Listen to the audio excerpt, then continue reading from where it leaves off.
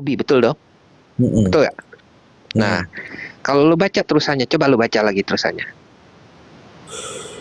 Malaikat itu berkata apa? Sebenarnya tidak ada kata Allah berfirman. Benar kan? Nggak ada kata Allah Iya, berfirman nih ada ya. sebenarnya. Di Padahal dalam terjemahan kenapa ada kata Allah berfirman? juga berfirman, demikianlah Allah menciptakan. Coba lu baca Oh, selanjutnya, Lip.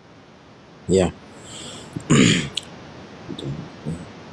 Masih Kalau 47, tapi lu baca kalimat berikutnya, coba. demikianlah Allah menciptakan apa yang Dia kehendaki. Apabila Dia hendak menetapkan sesuatu, Dia hanya berkata kepadanya, jadilah, maka jadilah sesuatu Oke. itu. Kun fayakun muncul nggak di situ?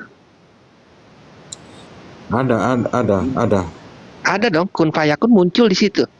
Ya. Iya. Artinya apa? Kalau menurut ayat-ayat yang tadi kita baca, artinya apa? Yang di 47 ini, Bang.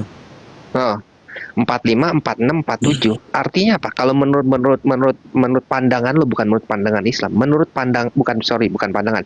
Menurut teks yang tertulis, artinya apa? Artinya malaikat itu menyampaikan firman kepada Maryam itu yang pertama di ayat 45, yaitu datangnya kalimat itu. Terus yang kedua menjelaskan bahwa kalimat yang dikandung oleh Maryam ini berbicara dalam buayan. Nah, terus malaikat itu bercerita lagi bahwa Maryam itu langsung berkata, "Ya Tuhanku, bagaimana mungkin?"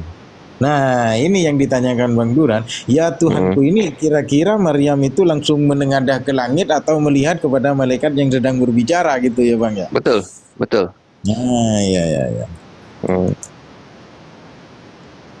Nah, kan ada kata kun fayakun di situ. Di terakhir kalimatnya ada kata kun fayakun ya. Betul. Oke. Iya, benar. Kalau kita lihat kalau kita lihat secara teks, ini gue nggak bicara penafsiran ya, karena emang kita nggak boleh menafsirkan.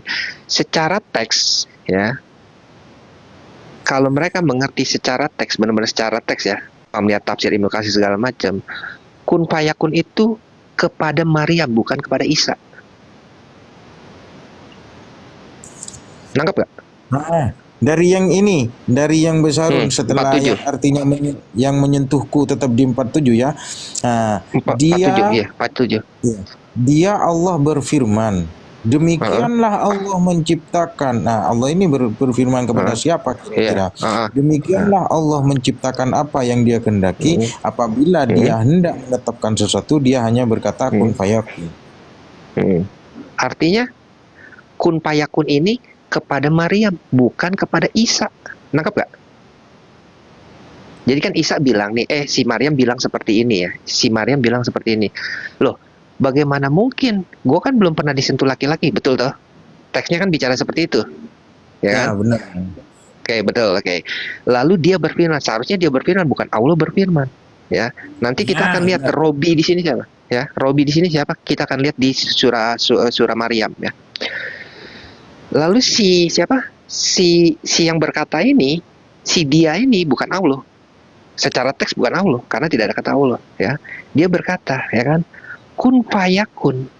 Kan pada saat itu kan si Maryam sedang mempertanyakan, ya gue nggak bisa nih karena gue belum disentuh laki-laki. Tetapi si Robinya itu berkata, apa yang terjadi itulah yang terjadi. Kun fayakun, terjadi maka terjadilah, betul kan? Iya. Ya. Artinya kehendak daripada si A untuk Maryam hamil. Jadi si Maryam ini istilah di dalam Kristen sudah ditetapkan untuk hamil. Kun fayakun. Iya. Ya, berarti ya kalau secara teks ya emang agak ngejelimet ya. Secara teks kun fayakun, kun fayakun itu bukan kepada Isa, tetapi kepada Maryamnya. Karena Maryam dia bertanya nih. Terus si Robi ini berkata, kun fayakun. Yang terjadi maka terjadilah. Artinya apa? Ya lu hamil tanpa laki, lu akan hamil. Gitu. Nah, kalau kalau kita lihat si Robi ini siapa? Si Robi ini adanya di surah Maryam 16 sampai 19. Yang berkata kepada Maryam itu siapa? Ruhul Kudus, bukan Jibril. Maka itu Maryam mengatakan ya Robi. Robinya ini kepada siapa? Robi ini kepada Ruhul Kudus, bukan Ruhul kepada Kudus. Jibril. Iya, Ya, ya. surah 16 sampai 19. Maryam 16 sampai 19.